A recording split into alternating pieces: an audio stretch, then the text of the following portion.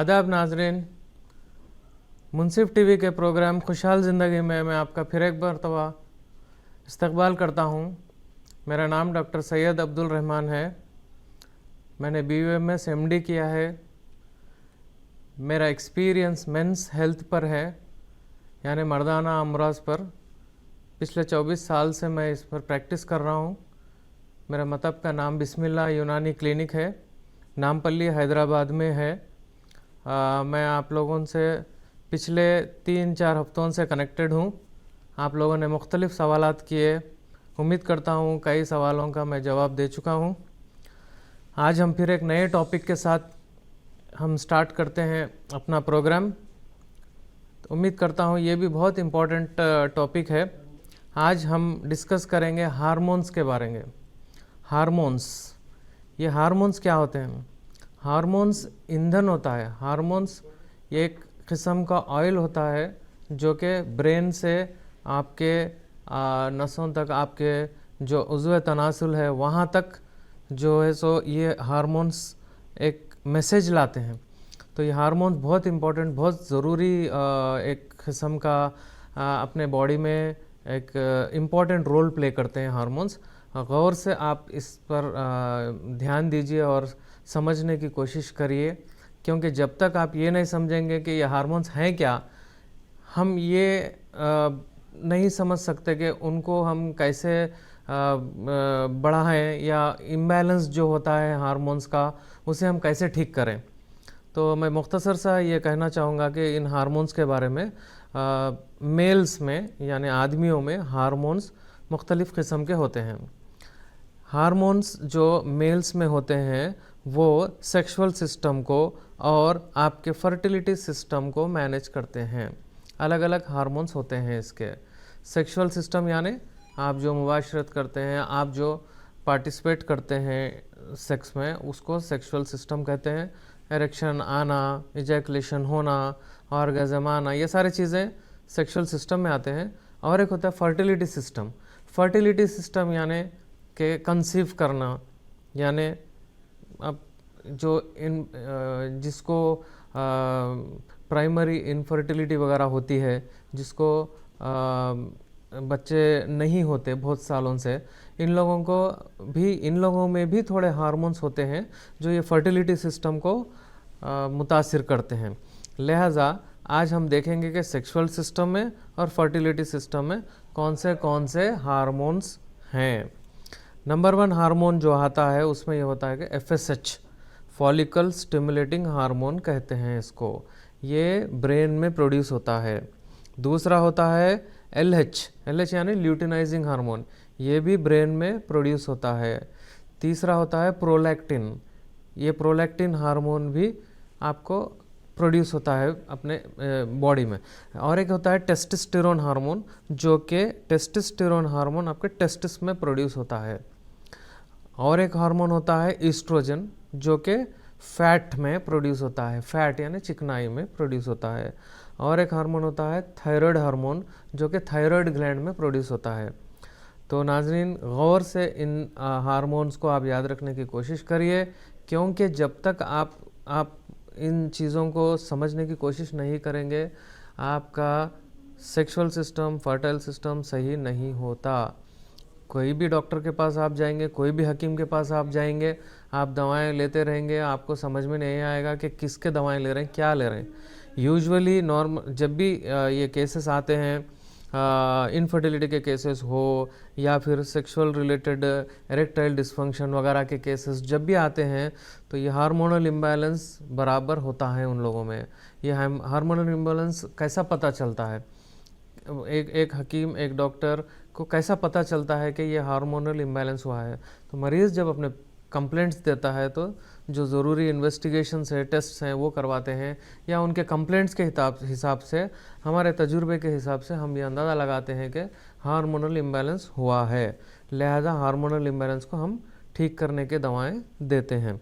अब हम इस पर ये समझने की कोशिश करते हैं कि ये हार्मोनल इम्बैलेंस क्यों होता है। हार्मोनल इम्बैलेंस क्यों होता है? हार्मोनल इम्बैलेंस 2 वजूहत से होता है। एक तो प्रोडक्शन ही नहीं होता। प्रोडक्शन यानी जो बनता है, जैसे कि अभी अभी मैंने कहा है कि हार्मोनल इम्बैलेंस, हार्मोन्स जो प्रोडक्शन होते हैं ब्रेन में प्रोड्यूस होते हैं, चंद हार्मोन्स टेस्टिस में प्रोड्यूस होते हैं। टेस्टिस यानी जहाँ पे अपना जो बॉल्स भी कहते हैं उसे, जहाँ पर स्पर्म्स बनते हैं, वो जो उसको हम टेस्टिस कहते हैं, वहाँ पर भी ये टेस्टोस्टेरोन हार्मोन बनता है। टेस्टोस्टेरोन हार्मोन को हम मेल हार्मोन कहते हैं। टेस्टोस्टेरोन हार्मोन को मेल हार्मोन कहते हैं, यानी ये टेस्टोस्टेरोन हार्मोन सेक्स के लिए बहुत ज़रूरी होता है। टेस्टोस्टेरोन हार्मोन टेस्टिस में बनता है। टेस्टोस्टेरोन हार्मोन और ईस्ट्रोजन हार्मोन फीमेल हार्मोन है। Oestrogen hormone testosterone hormone males में भी होता है, फीमेल्स में भी होता है, लेकिन मेल्स में टेस्टोस्टेरोन हार्मोन डोमिनेट करता है, बहुत ज़्यादा रहता है। फीमेल्स में आपके ईस्ट्रोजन लेवल्स ज़्यादा रहते हैं और टेस्टोस्टेरोन कम रहता है। तो इस तरीके से ये रेशियो रहना बहुत ज़रूरी है। तो हम आज हार्मोन्स के बारे में इतना हमें इन्फॉर्मेशन आ जाना चाहिए कि ये हार्मोन्स को हम ठीक रखने के लिए क्या क्या तदाबीर इख्तियार करें। हार्मोन प्रोडक्शन, सबसे पहले हार्मोन प्रोडक्शन का अगर प्रोडक्शन नहीं होता है तो उसमें हार्मोन इम्बैलेंस हो जाता है। अगर हार्मोनल प्रोडक्शन नहीं भी होता है तो हार्मोनल इम्बैलेंस होता है।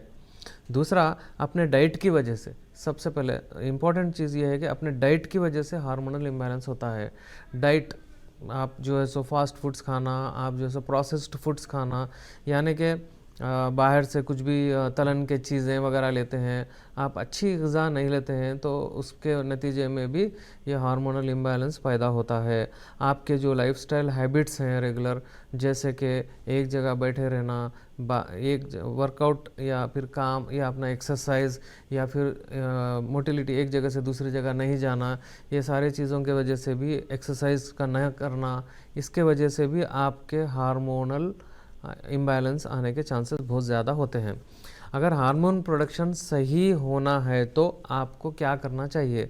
सबसे पहले हार्मोनल प्रोडक्शन, हार्मोन्स जो है वो सही प्रोड्यूस होना है तो आपको क्या करना चाहिए? आपको 2-3 चीज़ें ज़रूरी है, इम्पॉर्टेंट है, ये करने से ही आपके हार्मोन सही प्रोड्यूस होंगे बॉडी में। नंबर 1, रेगुलर एक्सरसाइज, ये बहुत इंपॉर्टेंट है। रेगुलर एक्सरसाइज करना चाहिए।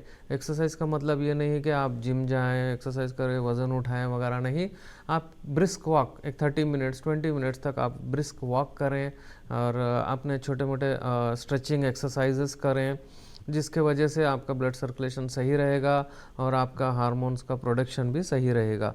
और आप प्रॉपर डाइट लें, इम्पॉर्टेंट है ये, डाइट बहुत ज़रूरी है। ग़िज़ा आप जब तक सही नहीं लेंगे आपके हार्मोन्स का प्रोडक्शन सही नहीं होगा। तो कौन से ग़िज़ाएँ लेना है, क्या है, वो मैं आपको बताऊंगा, आप उस पर ध्यान दीजिए। और दूसरा क्या है, तीसरा इम्पॉर्टेंट चीज़ का, पहला आपको रेगुलर एक्सरसाइज बहुत ज़रूरी है। दूसरा, प्रॉपर डाइट लेना है, आपको ग़िज़ा अच्छी लेना है। तीसरा, आपको 7 से 8 घंटे की नींद लेना है। 7 से 8 घंटे की नींद बहुत ज़रूरी है।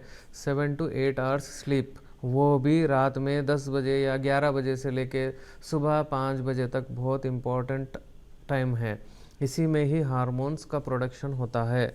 आप, बहुत सारे ऐसे लोग हैं जो आईटी सेक्टर्स में काम करते हैं, आजकल नाइट ड्यूटीज़ करते हैं, रातों में नींद नहीं होती है, सुबह सवेरे 5-6 बजे 7 बजे सोते हैं और दिन भर सोकर शाम में उठते हैं। ऐसे लोगों में भी ये प्रॉब्लम्स आते हैं। स्पर्म्स का ये हार्मोनल प्रोडक्शन, हार्मोन का प्रोडक्शन बहुत कम हो जाता है। इसके वजह से हार्मोनल इम्बैलेंस हो जाता है, जिसके वजह से अगेन फिर आपको बिस्तर करने में दुश्वारी होती है, सेक्सुअल प्रॉब्लम्स आते हैं, बहुत सारे चीज़ें आपको ये प्रॉब्लम्स लाहक होते हैं। तो हमें चाहिए कि अच्छी नींद लें, अच्छी डाइट लें, अच्छा एक्सरसाइज करें। जब भी हम मतलब डीप स्लीप में होते हैं उस वक्त ही ये हार्मोन्स का प्रोडक्शन होता है। डीप स्लीप यानी अच्छी नींद REM स्लीप कहते हैं इसे। डीप स्लीप जब होती है अपनी, उस वक्त ये प्रोडक्शन होता है। तो हार्मोन्स जो बनते हैं वो रात 11 बजे से 4 बजे तक के दरमियान में ही बनते हैं, ये बात आप लोग समझ लें। तो आजकल के हैबिट्स जो है, आदत जो हैं, जैसे कि चाय नोशी करना, सिगरेट पीना, शराब पीना, रातों में जागना, पार्टीज़ करना, ये सारी चीज़ें तो बहुत ज़्यादा हो गई हैं आजकल। सोशल स्टेटस को मेंटेन करने के लिए ये सारी चीज़ें बहुत सारे लोग कर रहे हैं। ये बिल्कुल गलत बात है, उसके वजह से पर्सनल लाइफ ख़राब हो रही है। पहले के ज़माने में हम देखते थे, हमारे बाप दादा जो भी हैं उन लोगों का टाइम, आज भी आप देखिए, गौर करिए, वो लोग सुबह 5 बजे उठ जाते हैं और रात में 8:30 9 ईशा के बाद में वो सो जाते हैं। तो ये बहुत ज़रूरी है, इसीलिए भी वो हेल्दी थे, उनको प्रॉब्लम नहीं था, उनको इरेक्टाइल डिस्फंक्शन नहीं था, उनको ये हार्मोनल इम्बैलेंस नहीं होता था और वो हेल्दी रहते थे। तो मैं आपसे यही गुजारिश करूँगा कि आप लोग रेगुलर एक्सरसाइज करें, सो जाएं और डाइट अच्छी लें, जिसके वजह से आपको ये प्रॉब्लम लाक ना हो। तो एफएसएच जो होता है, ये हार्मोन्स के बारे में थोड़ा मैं कह दूं कि फॉलिकल स्टिमुलेटिंग हार्मोन, पहला हार्मोन जो अपन डिस्कस कर रहे थे, ये रिलेटेड टू स्पर्म प्रोडक्शन भी होता है। यानी बहुत सारे लोग ऐसे हैं, आजकल बहुत सारे केसेस आते हैं कि 6 कपल्स अगर हमारे पास इलाज के लिए आते हैं तो उनमें से 6 कपल्स में से एक कपल को इनफर्टिलिटी रह रही जी। तो इस तरीके से हमें चाहिए कि ये हार्मोन्स के बारे में और थोड़ा डिटेल में आप जाएं, आप समझें। मैं आपको और थोड़े डिटेल में हार्मोन्स के बारे में कहूँगा। आप लेते हैं एक ब्रेक, फिर इंशाल्लाह हम हाजिर होते हैं। जी जी। उससे पहले एक कॉल है, हम लेते हैं। अस्सलाम वालेकुम। वालेकुम सलाम। जी, कौन, कहाँ से? जी मैं बलपुर से। जी, कहाँ से बोल रहे हैं? पल्लव। ओके ओके, क्या एज है आपकी? 38 38 है। जी जी, बोलिए, क्या सवाल है आपका? जी बोलना है, जल्दी डिस्चार्ज हो जाता। जी, आप ज़ोर से बोलिए, आपकी आवाज़ क्लियर नहीं है। नहीं जरा डिस्चार्ज हो जा रहा। हाँ, डिस्चार्ज जल्दी हो जा रहा।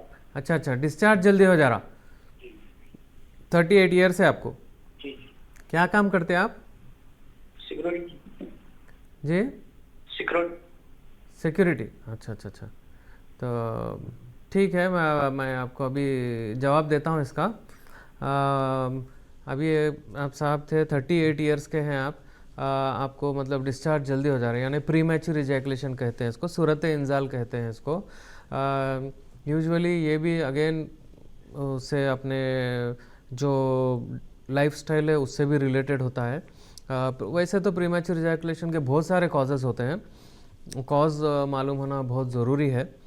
तो हम पिछले बार भी हम डिस्कस किए थे, जैसे कि साइकोलॉजिकल प्रॉब्लम भी होता है। वो एक बार अगर आपको जल्दी किसी वजह से आपको अगर हो गया है, इंजाल हो गया है, तो दोबारा आप सोचेंगे, दोबारा जब भी जाएंगे आपके दिमाग में यही रहेगा कि अरे लास्ट टाइम मतलब ऐसा हुआ था, हो सकता अभी भी ऐसा कुछ होता क्या। इसमें क्या होता, वो पाइलअप होते जाता, ये प्रॉब्लम वैसी रहता।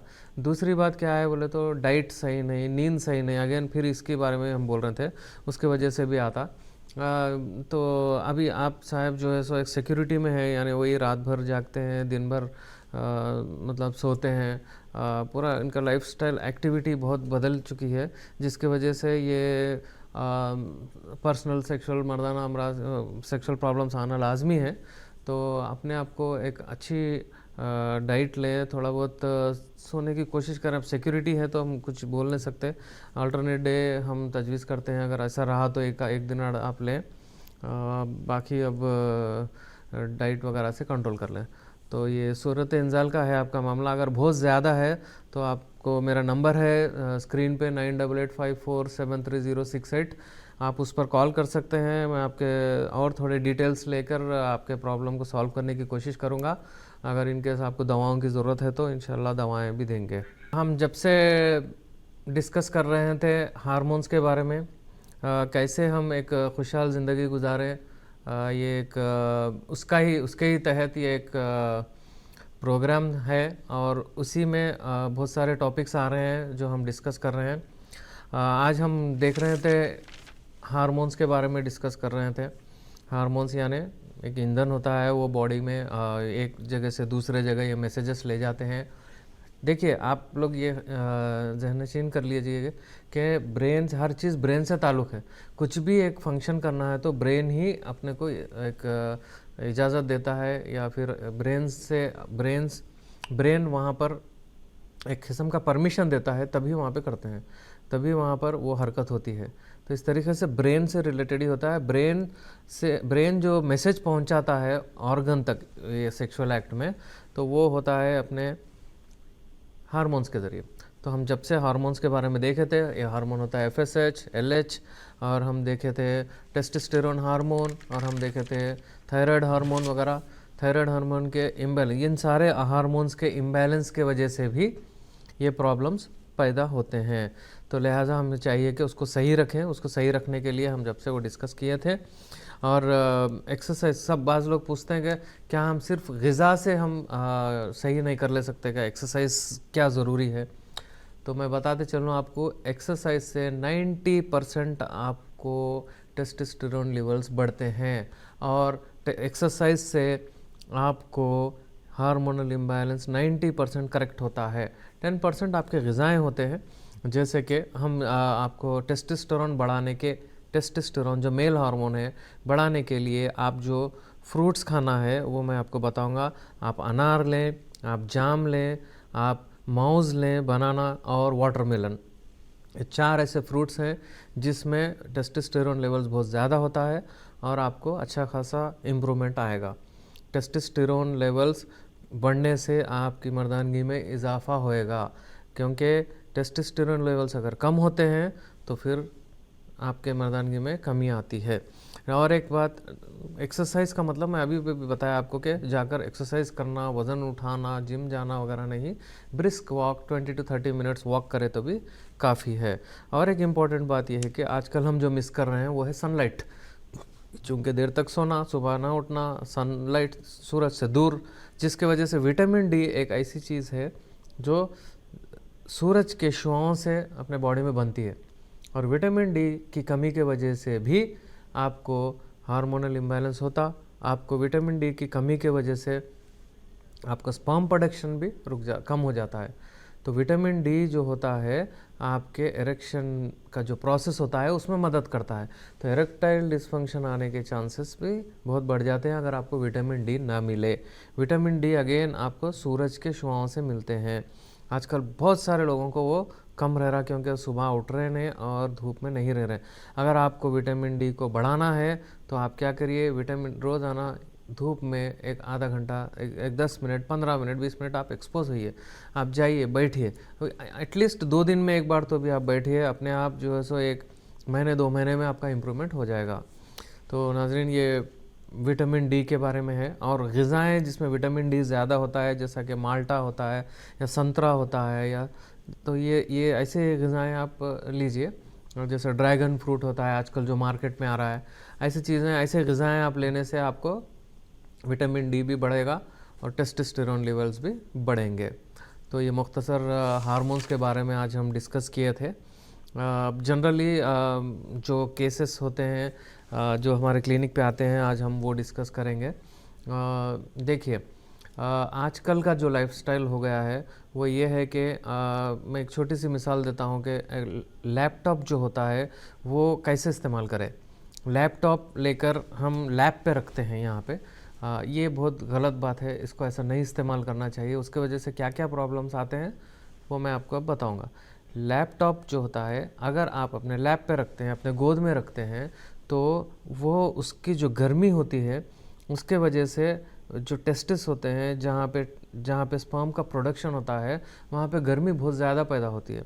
1-2 डिग्री गर्मी ज़्यादा होने से वहाँ पे ये स्पर्म प्रोडक्शन रुक जाता है, क्योंकि कुदरती तौर पे अल्लाह ताला ने वो सैक जो है नीचे की तरफ रखा है, बॉल्स, जिसके वजह से ये प्रॉब्लम नहीं होता, जिसके वजह से स्पर्म्स को एक मैक्सिमम मतलब 1-2 डिग्री टेम्परेचर कम होना है उसको, तो वो बाहर होते हैं। तो 2 डिग्रीज टेम्परेचर जब कम मिलता है उसको, तो वो हेल्दी रहते हैं। आप लैपटॉप रख के उसको 2-3 डिग्री, 4 डिग्री टेम्परेचर बढ़ा देते हैं, जिसके वजह से वो धीरे धीरे धीरे धीरे नाकारा हो जाता है, जिसके वजह से इनफर्टिलिटी केसेस बहुत बढ़ रहे हैं। तो एक साहब पूछे थे लैपटॉप का इस्तेमाल कैसा करना। यूट्यूब पर बहुत सारे सवाल आ रहे हैं मेरे को। अल्हम्दुलिल्लाह ये मुंसिफ टीवी जब से हम प्रोग्राम स्टार्ट किए, ये सारे प्रोग्राम्स के देखने के बाद लोग सवालात यूट्यूब पे, फेसबुक पे कर रहे हैं। तो मैं वो क्लियर करने की कोशिश कर रहा हूँ, चूँकि आप बराह रास्त भी सवालात पूछ सकते हैं मुझसे। स्क्रीन पर नंबर है, 2 नंबर शाये हो रहे हैं, आप उस पर कॉल भी कर सकते हैं। तो इस तरीके से आपको लैपटॉप जो होता है आजकल उसको दूर रखना चाहिए अपने बॉडी से, और टाइट अंडरगारमेंट्स ना पहने, टाइट अंडरवेयर्स वगैरह ना इस्तेमाल करें। नाजरीन, अब ये बहुत सारे लोग ये भी सवाल कर रहे थे कि हम वक्ती गोलियां वगैरह इस्तेमाल कर सकते हैं क्या? अगर हम बिस्तर करने के लिए जाना है तो वक्ती टैबलेट्स इस्तेमाल कर सकते हैं क्या? वक्ती मुराद इनका ये है कि जैसे कि वाइग्रा, टेडनाफिल वगैरह जो होते हैं अंग्रेज़ी दवाएं, वो इस्तेमाल कर सकते हैं क्या? देखिए, वो सारे दवाएं होते हैं, आपको अगर वैस्कुलर इरेक्टाइल डिस्फंक्शन है तो वो काम करते हैं, यानी कि खून के दौरान को बढ़ाते हैं।